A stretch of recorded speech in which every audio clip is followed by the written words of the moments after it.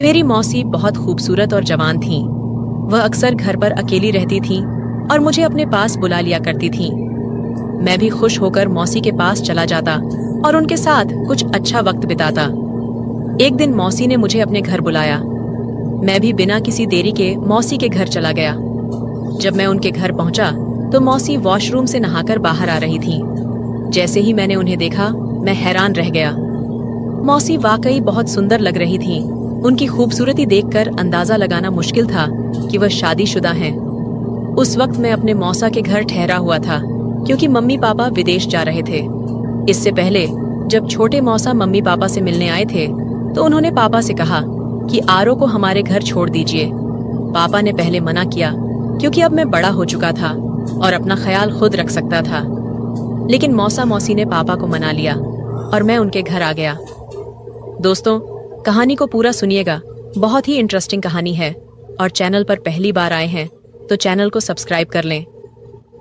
मौसी मोनिका की शादी मेरे मौसा से लगभग 10 साल पहले हुई थी।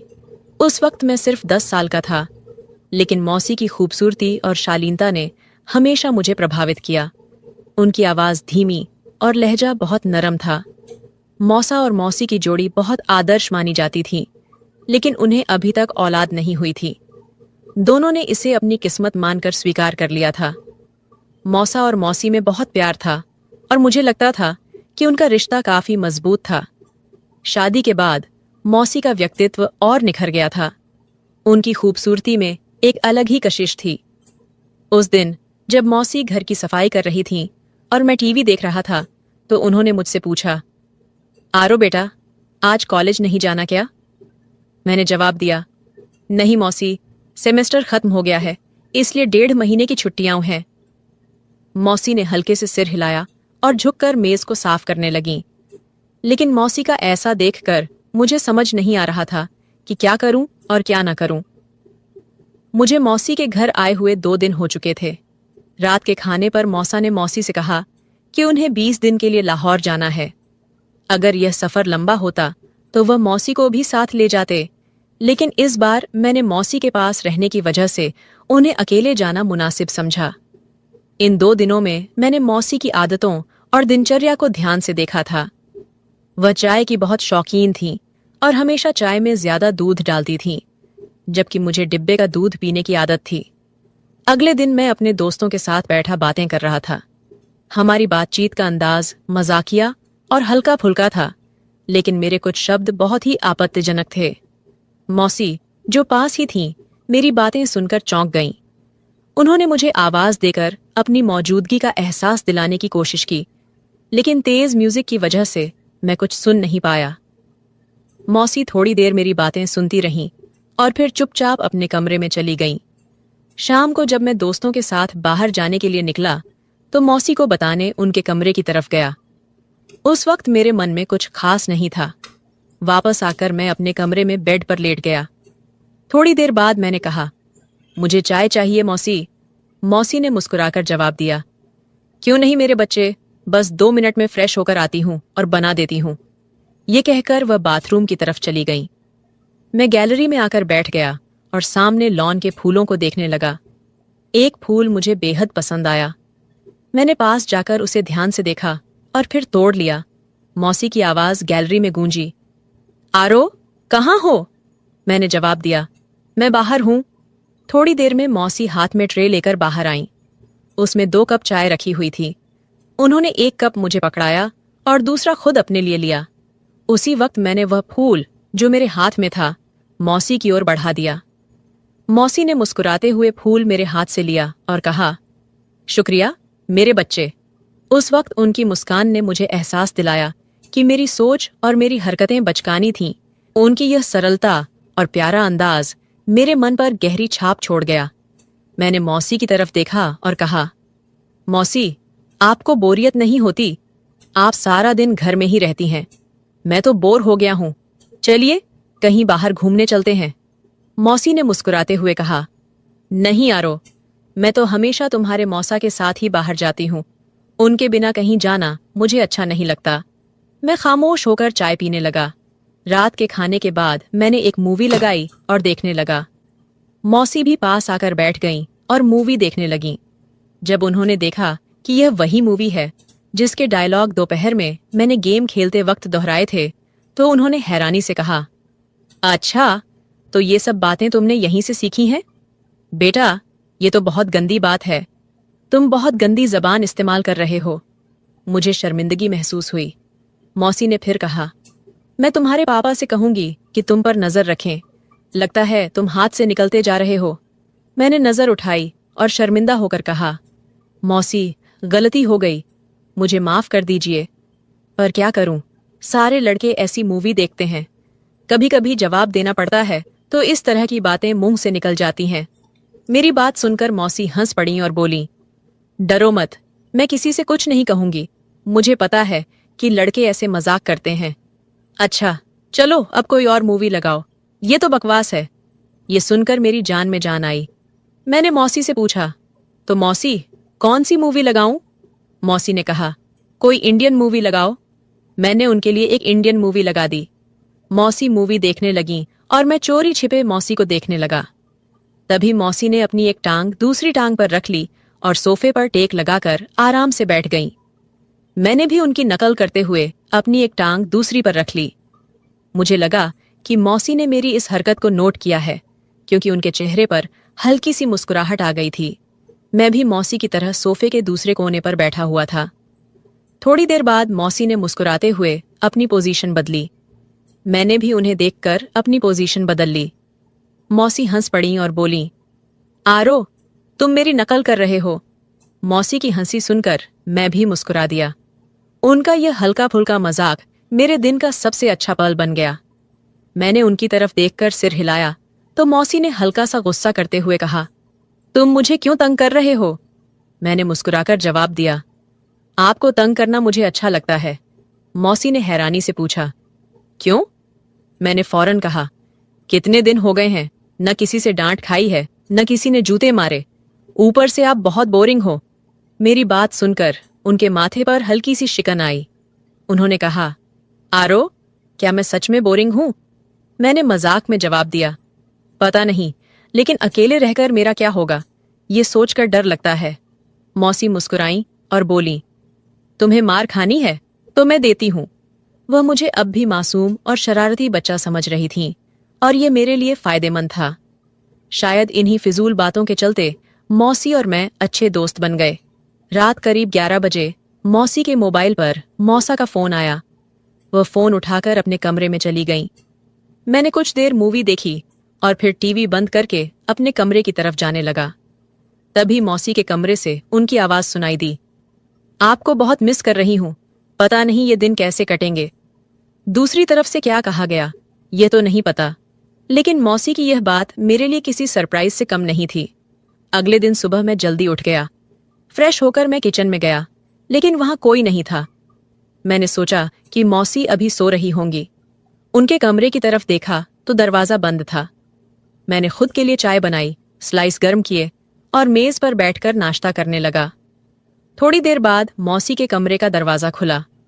वह बाहर निकली और मुझे देखकर थोड़ा सा शर्मिंदा होकर बोली, रात को नींद नहीं आई, बहुत देर से सोई थी, इसलिए सुबह जल्दी नहीं उठ सकी। मैंने मुस्कुराकर कहा, कोई बात नहीं, आपको नाश्ता करना है? चलिए, आज आपका नाश्ता मैं बना देता हूं। मौसी हंस पड़ी और बोली, तुम और नाश्ता? क्या बात है? मैंने कहा, पहले आप फ्रेश हो आइए, फिर देखते हैं। मौसी मुस्कुराई, सिर हिलाया और दोबारा अपने कमरे में चली गईं। मैंने आवाज लगाई, मौसी, आपको नाश्ते में क्या पसंद है? मौसी ने हंसते हुए कहा, तुम जो भी बनाओगे मैं खुशी से खा लूंगी। मैंने सिर झुकाकर कहा, जैसे आपकी मर्जी, और फिर किचन की तरफ मुड़ गया। मैं किचन में नाश्ता बनाकर लौटा और मौसी को आवाज दी। मौसी हॉल में आई और कुर्सी पर बैठ गईं। मैंने कहा, मौसी, आपका नाश्ता तैयार है। ट्रे को उनके सामने रख दिया। मौसी मेरी तरफ मुस्कुराते हुए देख रही थीं। उन्होंने मेरे सिर पर हाथ फेरा और प्यार से मेरे बालों को बिगाड़ दिया। मैंने उनके हाथ को पकड़ लिया और कहा, मौसी, आपने मेरे बालों का स्टाइल खराब कर दिया। मौसी ने हंसते हुए मेरे गाल पर हल्के से थप्पड़ मारा और कहा, कुछ नहीं हुआ, आराम से बैठो और नाश्ता करो। मौसी ने नाश्ता खत्म किया और मुस्कुराते हुए बोली, आरो, तुम्हारा बहुत शुक्रिया। चलो, आज से हम पक्की दोस्ती करते हैं। बहुत दिनों बाद इस तरह हंसी हूं और इतना अच्छा नाश्ता किया है। मैंने नकली गुस्से में मुंह बनाते हुए कहा, तो क्या मैं आपका दोस्त नहीं हूं मौसी? मौसी ने मेरे गाल पर चुटकी काटते हुए कहा, दोस्त हो पर कच्चे वाले। आज से पक्की दोस्ती करते हैं। मैंने गाल मलते हुए कहा, यार, आप आंटियों की तो ये बहुत गंदी आदत होती है, गाल ही लाल कर देती हैं। मौसी हंस पड़ी और फिर दोनों हाथ मेरे कानों की तरफ बढ़ाए। मैं भागने लगा। मौसी हंसते हुए मेरे पीछे भागी और बोली, रुको, तुम्हें मार लगाती हूं। मैं भागते भागते रुक गया और अपनी कमर पर हाथ रखकर सांस लेते हुए कहा, ठीक है। मौसी हंसते हुए पास आई और अचानक मेरे दोनों कानों पर चुटकी काट ली। मैंने रोने जैसी शक्ल बनाते हुए कहा, आपसे तो कोई प्यार की उम्मीद ही नहीं है, आप बहुत बेदर्द हैं। मौसी ने हंसते हुए मुझे देखा, जहां चुटकी काटी थी वहां प्यार से सहलाया और कहा, सॉरी यार। फिर उन्होंने कहा, अच्छा, मैं चेंज करके आती हूं, मार्केट से वह सामान ले आना है। मैंने कहा, ठीक है, मैं भी चेंज कर लेता हूं, शायद कोई लड़की मेरे जाल में फंस जाए और मेरे भी मजे हो जाएं। मौसी ने मुस्कुराते हुए मेरी कमर पर हल्का सा थप्पड़ मारा और कहा, आरो, थोड़ी तो शर्म करो। मैंने हैरानी से पूछा, शर्म किस बात की मौसी? मौसी बोली, अपनी इन तूफानी हरकतों से। मैंने हंसकर जवाब दिया, यार, जिंदगी में थोड़ा सा मजा भी होना चाहिए, वरना तो सारी उम्र आप मुझे किसी काम का नहीं छोड़ेंगी। आरो ने मजाक करते हुए कहा। मौसी को पहले तो उसकी बात समझ नहीं आई, लेकिन जब समझ में आई तो वह थोड़ी देर के लिए चुप हो गई। फिर अपने पांव से चप्पल उतारते हुए बोली, थोड़ी सी तो शर्म करो, आरो। आरो हंसते हुए अपने कमरे की ओर बढ़ा गया। थोड़ी देर बाद वह बाहर आया और सोफे पर बैठकर टीवी देखने लगा। कुछ समय बाद मौसी भी बाहर आ गईं। जब मौसी बाहर आईं तो आरो की नजरें उन्हें देखे बिना नहीं रह पाईं। मौसी सफेद रंग की कमीज और जीन्स में काफी आकर्षक लग रही थीं।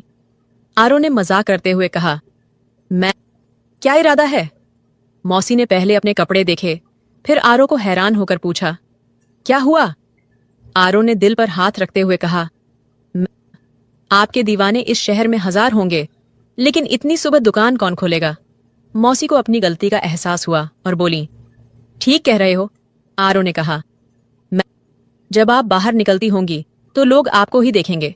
मौसी मुस्कुराते हुए बोली, आरो, थोड़ी शर्म करो, मैं तुम्हारी मौसी हूं।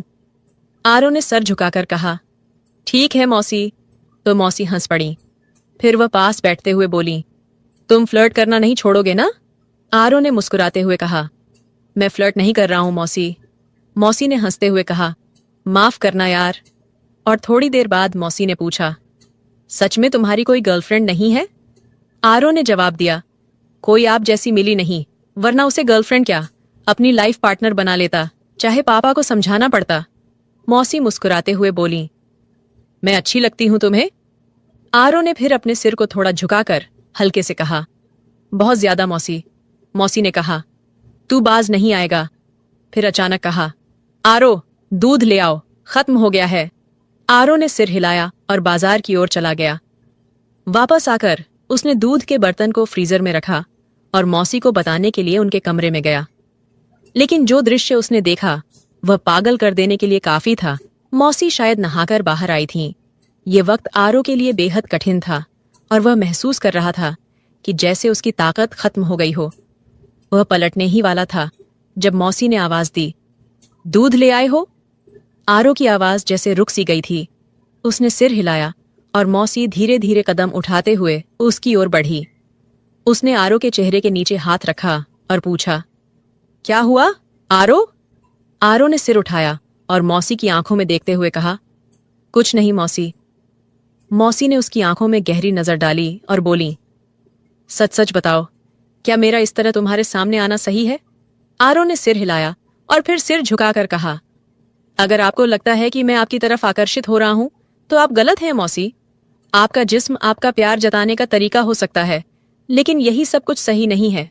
मौसी ने गहरी सांस ली और उसे देखा जैसे वह पूरी तरह से दीवाना हो। आरो ने फिर सिर उठाया और कहा, लेकिन मैं यह भी नहीं चाहता कि आप मुझे अपनाएं और फिर अचानक मुझे अपने दीदार से महरूम कर दें। मौसी के लिए यह एक बड़ा फैसला था। फिर वह बेड पर बैठ गई और कहा, आओ मेरे पास बैठो। आरो धीरे धीरे उनके पास आकर बैठ गया। मौसी ने उसका हाथ पकड़ा और दूसरे हाथ पर रखा।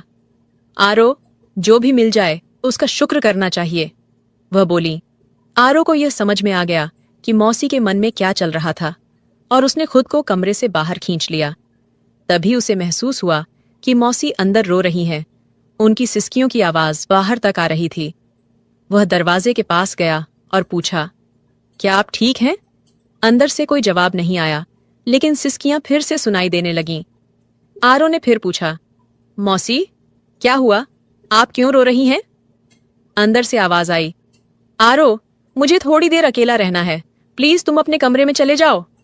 आरो ने कहा, ठीक है, अगर आप ठीक हैं तो बताइए। मौसी ने कहा, मैं ठीक हूं। लेकिन आरो को अब भी यह समझ में नहीं आ रहा था कि आगे क्या करना चाहिए। मैं जल्दी से वापस आ गया। फिर कुछ देर बाद मौसी भी फ्रेश होकर बाहर आई और मुझसे माफी मांगने लगी। उस दिन के बाद से मैंने मौसी का बहुत ज्यादा ख्याल रखना शुरू कर दिया, क्योंकि वह बहुत ज्यादा तन्हाई का शिकार हो गई थी और मुझसे प्यार करने लगी थी। मैंने फोन करके मामा को वापस बुला लिया। मौसी जवान और खूबसूरत औरत थी, इसलिए वह अपनी तन्हाई को मिटाने के लिए बहुत ज्यादा तरस गई थी। लेकिन शुक्र है कि हम दोनों में इस तरह का कोई भी ताल्लुक कायम नहीं हुआ। कुछ दिन मैंने और मौसी के घर में गुजार दिए और फिर मेरे मम्मी पापा घर वापस आ गए और मैं अपने घर वापस चला गया।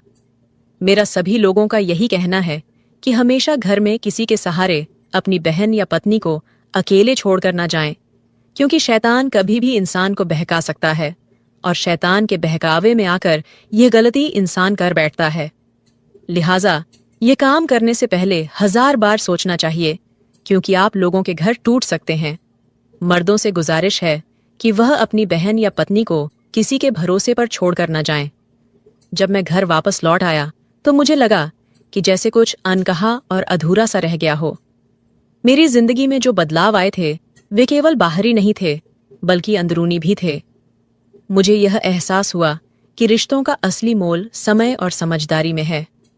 मौसी और मैं एक दूसरे से ज्यादा करीब हो गए थे, लेकिन इस करीबी में एक सीमा बनी रहनी चाहिए थी। एक दिन जब मैंने मौसी से बात की तो उसकी आंखों में एक नई तरह की शांति थी। वह अब पहले जैसी तन्हाई का शिकार नहीं थी और मुझे लगा कि वह अब अपने जीवन में सच्ची खुशियों की तलाश में है। मैंने मौसी से कहा, आप अब खुश रहना डिजर्व करती हैं मौसी। उसने मेरी ओर देखा। उसकी आंखों में एक हल्की सी मुस्कान थी, लेकिन उसके भीतर एक गहरी समझ थी जो उसने मुझे कभी दिखाई नहीं थी। उसने कहा, हर रिश्ते में एक सफर होता है आरो। मैंने अपनी गलती को समझा और अब खुद को प्यार और सम्मान देना सीख लिया है। तुमसे भी एक बात कहनी थी, हम सब अपने जीवन में कुछ खोते हैं, लेकिन उसे वापस पाने का रास्ता तब मिलता है जब हम अपनी अपनी सीमाओं का सम्मान करते हैं। ये शब्द मेरे दिल को छू गए और मुझे समझ में आया कि हर रिश्ते में केवल प्यार ही नहीं, बल्कि आत्म आदर और समझदारी भी जरूरी होती है। मौसी ने मुझे वह सिखाया जो मैं पहले कभी नहीं समझ पाया था। उस दिन के बाद मुझे एहसास हुआ कि प्यार केवल शारीरिक आकर्षण तक सीमित नहीं होता, बल्कि यह सच्ची मित्रता, परिवार और एक दूसरे के दर्द को समझने की प्रक्रिया भी होती है। मैं और मौसी अब बेहतर रिश्ते की ओर बढ़ रहे थे, जहां एक दूसरे की भावनाओं और जरूरतों का सम्मान था।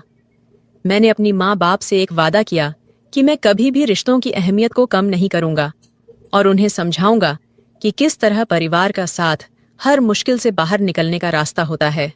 ये कहानी शायद किसी एक व्यक्ति की न हो, बल्कि ये हर किसी के जीवन के किसी हिस्से से जुड़ी हो सकती है, जहां हम अपने रिश्तों को समझने और उनका सम्मान करने के बारे में सीखते हैं।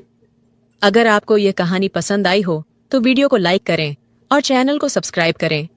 एंड बेल आइकन पर क्लिक करें, ऑल घंटी को प्रेस करें, ताकि जब भी वीडियो डाले नोटिफिकेशन सबसे पहले आपको मिले। मिलते हैं एक और दिलचस्प कहानी के साथ में। धन्यवाद।